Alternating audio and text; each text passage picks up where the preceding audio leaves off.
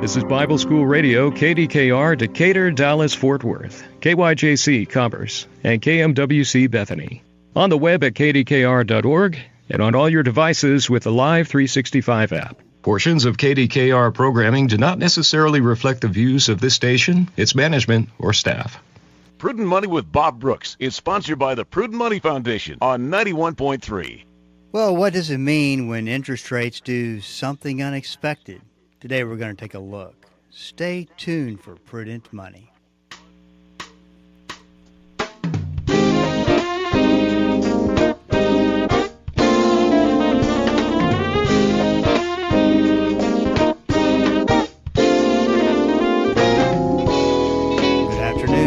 Bob Brooks, and you are listening to the Prudent Money Radio Show. Thanks so much for joining me today. You know I do appreciate it. Listen, if you got a question for me, I want to make sure that I get that taken care of. Very easy to do. Just go to the website, and there's a section there that you can send an email to me, and we can have a conversation that way. Or you're welcome, as one listener did today, you can go to the calendar and schedule some time to talk a little bit longer. Sometimes I get it, issues that you're trying to resolve, financial issues, sometimes can be complicated. And so we want to make sure we get all the details right and get you squared away. So that's off the website, www.prudentmoney.com. You know, one of the things that I love about Christian radio, and it's much different than, nonprofit radio, much different than for-profits. You get, if you're listening to for-profit radio, especially on the financial shows, you get bombarded with really people trying to sell you something. And we can't do that on nonprofit radio. Can't market, can't do anything like that. So the great thing though about that is that you're getting quality Christian education, and mainly on money, of course, at least this program. And I think it's extremely important that we get that education, we get the resources and understand, and that's what the commitment is from my standpoint, is to show you money in a different way through the lens of stewardship. And I think that educating, getting an education on how things work, and knowing your resources is a real stewardship principle. Along the lines of understanding risk is a real stewardship principle. But it is a process, and I talk to so many listeners that say, I don't really understand everything you're talking about, but I continue to listen and work at it. And there are people with podcasts and radio shows who, information-wise, I would say, are way beyond where I am. And they're looking at things that are just really make your brain hurt. And I kind of face that the same way that maybe you face what we talk about. And I know that I have to work at it, but I also know that it's important for me to keep learning, keep understanding and growing in my knowledge. So we can all do that together. But what's important is not what the clock, how the clock is built. I'll explain this. You want to know what time it is.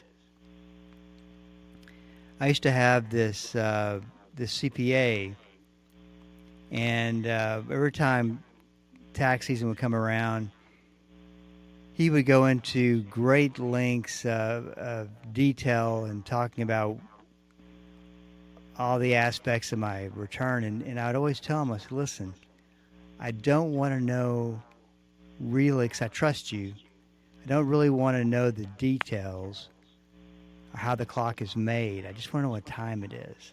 I want to know if I'm okay. I want to know if there's anything we can do different. I'll handle how the clock works for you. So I always think about that. And one of the things that learning about money is a process. So that's what I love about this, the program, the opportunity, and the fact you're listening, is that we can learn a little bit at a time, and as we do so, our understanding gets better and better and better. Then we really, our decision making is what it comes down to. And you can't make a great decision, a good decision, unless you've got understanding of the details. But until then, what I want to be able to explain to you and hope and really work together to understand is not so much how, once again, the clock is built. I mean, I think we'll go there sometimes and talk a little bit about that. But I want you to know what it means. When you see it's 2 a.m., what does that mean? When you see it's 6 p.m., what does that mean? And interest rates, not the most exciting thing in the world to talk about, but boy, it is something that has big implications, and that's why I continue to come back to it, because I want those of you who listen to the program to know more and be smarter than the person next to you. I want you to listen to the program to know how to do some of these things, to understand, and especially the ones of you who say, you know what, Bob, I buy into this is a stewardship principle, and it's so very important for me to understand and take it in and learn on the curve, because it's a learning curve. And if you're up for it, I'm up for it. And so that's what makes all this a pretty cool thing. So let's jump into interest rates. I think this question is a question so many people ask. And once again, listen, I'll be the first person to admit it is all a little bit confusing. Question goes, I am real confused as to how interest rates work. I am more confused when I hear they should be coming down and instead they are going up. Who's making them do that? Signed, I am just really confused. Let's take a stroll down the road and talk a little bit about what you need to know. And the great thing about this is if you're listening live, you can always pull up the podcast and listen to the podcast, which we post after every program. And you can listen to that on any platform that you want. We're spread out across all the podcast platforms. So you can, wherever you like to consume that kind of content, that's where you can go. Let's talk a little bit about what interest rates are and what they mean. If you borrow money, you're going to pay an interest rate. And that interest rate is important because it is the cost of borrowing money. So if you buy a car and you pay $20,000 for it, and your interest rate is 7%. 7% is the cost of doing business. It's the cost that ultimately, if you keep it for however long you took the loan out for, that's going to be your total cost of that car from an interest standpoint.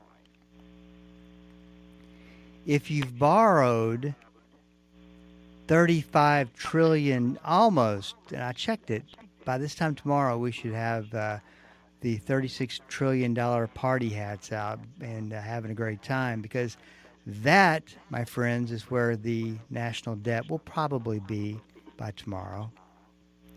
You know, it's almost like watching a hurricane come into the shorelines. Once it hits that number, you can imagine what kind of damage that's about to do. So here's the thing you need to know. Let's just go with 36 and kind of jump ahead. $36 trillion is what it's costing. No, excuse me, not what it's costing. $36 trillion is our national debt. And for those of you who can't get your arms around that number, I'm going to join you with that, because that is $1 trillion is $1 million, $1 million. $1 million, $1 million. Can you grasp that? I got to stop and really think about it till that point. You know it's coming. My head hurts. And really figure out what that means. $1 million, $1 million. $1 million. We got 36 of them. That's just insane, isn't it?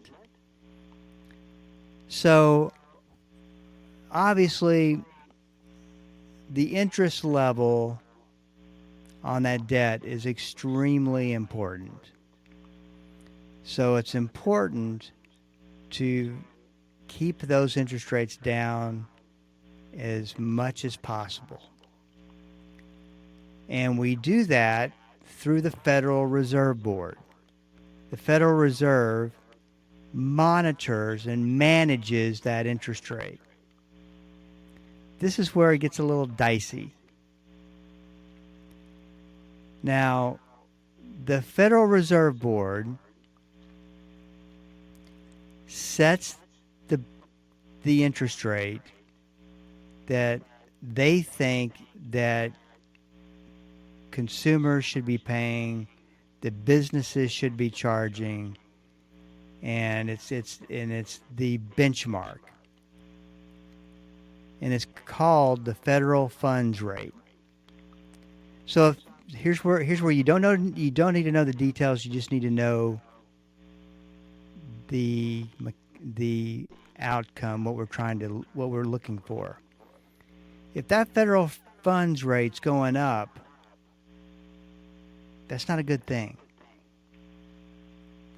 And that means that it's time for our break. Hey, this is Bob Brooks. We're up against a break. Stick around. It's just going to get better on the other side. You're listening to Prudent Money. We'll be right back. Hello, this is Bob Brooks. Proverbs 22:3 and Proverbs 27:12 are the exact same verse word for word. I call them the stewardship verses of risk. A prudent person foresees danger and takes precautions. The simpleton goes blindly on and suffers the consequences. On the Prudent Money Radio Show, we teach about risk, how to identify it, how to figure it out, and what to do about it. We believe that to be a prudent steward, you have to be a good risk manager. Listen to the Prudent Money Radio Show on Bible School Radio 91.3. Prudent Money, home of the modern-day steward movement. Hi, I'm Jan Markell, host of Understanding the Times. We're very excited to be a part of Bible School Radio. I hope you will join me Saturday, 10 a.m. for cutting-edge guests and the latest information to help you discern the truth, even the inconvenient truth. We'll help you understand our times and contend for the faith. That's Understanding the Times, Saturday at 10 a.m. right here on Bible School Radio or anytime at olivetreeviews.org. This is Rob Randall, your host and teacher of the Invisible War radio program. The Invisible War is the study of God's Word on how to walk in Christ's victory in the spiritual battles we face against the powers of darkness. Join me every Sunday morning at 9 right here on KDKR and KYJC in Commerce, your station for life. Welcome back. This is Bob Brooks, and you are listening to the Prudent Money Radio Show. Thank you so much for joining me today. You know I do appreciate it. If you got a question for me, go to the website, www.prudentmoney.com. Send it in. I'll get you taken care of. And if you have a little bit more of a detailed situation, you can always schedule some time for me. And you might be thinking, yeah, but he doesn't always do that. I always do that. And love to hear from you. And it's very important to me for what we do on the program. So, all at prudentmoney.com. That's kind of the hub for everything. Go check it out. Okay, so the Federal Reserve Board sets the benchmark. And what they're saying to all the banks in the world, because the Federal Reserve Board is the central banker. They control all the banks. They control all the money. they also control the interest rates. So what they're saying, we're setting, let's say that last week I believe that they lowered the interest rates, the federal funds rate. And you see, just because you know that, you are now smarter than your neighbor. Federal funds rate, that they're going to lower that to 4.75%. I think that's it. I could be off a bit. And that is what the rate that they are going to support for the banking industry. So think of it this way. If the costs go down on borrowing money, then the consumer is going to spend, more likely to spend. If the cost goes up, raising interest rates, the consumer is unlikely to spend. Now, you go over to who follows the interest rate, that the federal funds rate that the Fed sets. And all of the consumer-driven interest rates, your car notes, your credit cards, mortgages, all choose to, they all get their rate levels based on what the federal funds rate says. So if the Fed is lowering the federal funds rate, lowering the main interest rate, the people who run the bond markets, consumer-related interest rates, they can look at it, the whole landscape as a cumulative body and go, well, we don't necessarily think that the federal funds rate should be lowered. We look out on the horizon, and this is the problems we see. So we think that the economy, we disagree with you, Mr. Fed Chairman, and we think that the interest rate should go up. And that is exactly what the problem is. In a sense, when the Federal Reserve Board loses control of, if they are not pushing interest rates down along with them lowering interest rates down, there's a little bit of a problem. And that is what's happening in the mortgage markets. Exactly what's happening. If you look at, ever since the Federal Reserve Board started lowering the federal funds rate, interest rates have gone up in the mortgage markets. I believe that the last time I looked, which might not be fair, is that they are over 7%. So that's a problem, because the whole idea of lowering interest rates is that you're going to lower mortgage rates, and it's a very, very important metric. I'm not really seeing interest rates go down on automobiles, car loans. Definitely not seeing it go down in the credit card markets. You know how we talk about those. Those interest rates are ridiculously high. So we've got this situation today where I'm not asking you to tell me how the mechanics of all this work, but just know, as interest rates go up, minus what the Fed says they should be, it's not good. My wife and I went to look at some homes, so we enjoy doing that. And we went to a place in McKinney that had a fall fest. It was really done very nicely.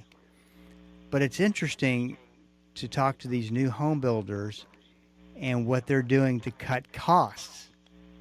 And it's actually pretty ingenious, because they know ahead of time what the maximum costs are, because they don't allow you to really, or let me say this big development that we looked at, they don't allow you to get just out of control custom on it. They say these are the packages. This is what you can use or choose from, and that's just the way, if you still want it done a certain way, then well, you're going to have to do it on your own after you bought this house. So there we have it. So that is the issue. Let's see here, just a second. Chris wrote in, and I think there's some truth to this. Not to be a fearmonger, but I share this opinion with Chris. I keep saying Chris. You're probably going, who's Chris? Chris is the rock star that keeps everything floating at the radio station. He is the radio station, and he makes sure everything goes like it's supposed to. Very thankful for Chris, especially since he puts up with my lack of technical knowledge. Okay, he says, in my opinion, with this much debt, we'll either go bankrupt or have another Great Depression. It's some point.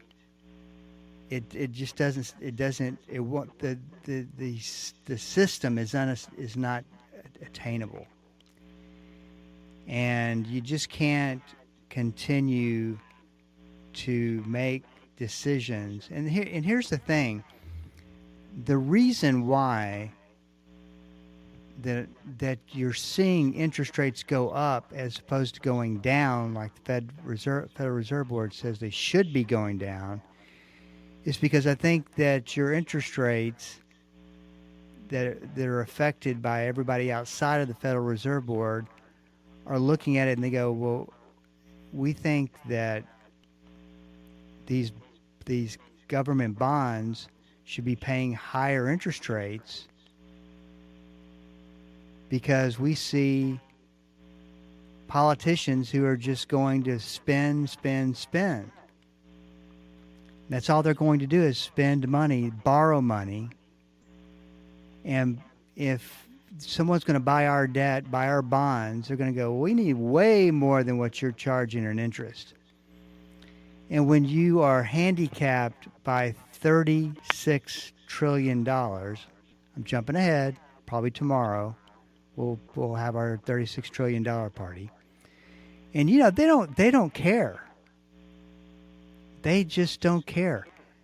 They can spend that money, and there's no logic behind it. No logic behind it at all. And the reality is, we are so far down that road that it's not like there's anything that we can do about it. So as every day goes by, we take one more unprecedented step into the future. Once again, I'm not saying that to be negative, just expressing ideas. Here's another idea, opinion, strong belief that I will stress, is that if you're committed to prudent stewardship and sharing that relationship and putting God in front of that relationship, you're going to be okay. Because I do believe that God protects those of us who practice prudent stewardship. I believe if you really seek His guidance and you make it a very, very important relationship that you have with Him in your life, based on stewardship, based on Matthew 6:24 life, then things start to work. And you go to a deeper level of relationship than you can possibly imagine. Sorry, but I didn't mean to get off on all that, but it's just so true. A much deeper relationship when you can put money to the side and say, you know what, that's not important. And money can be a huge God in our lives. Can be an enormous God, an enormous influence in our lives. And if we get that and we go, I don't want the illusions that the God with the little G wants to give me. I want the real thing, and that's a relationship with Christ. That's a relationship that you seek after on a daily, day-to-day basis. So that's not where I wanted to end, but that's where it was felt to go. Listen, if you have a question for me, please go to the website at prudentmoney.com and send it in, because we are all out of time.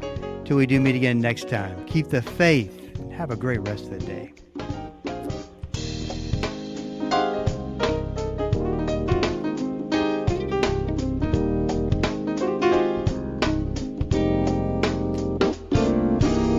That's all the time we have for today. Questions or comments for Bob, or to find out more great information like what you've just heard, visit www.prudentmoney.com. Be sure to join Bob Brooks again for the next edition of Prudent Money.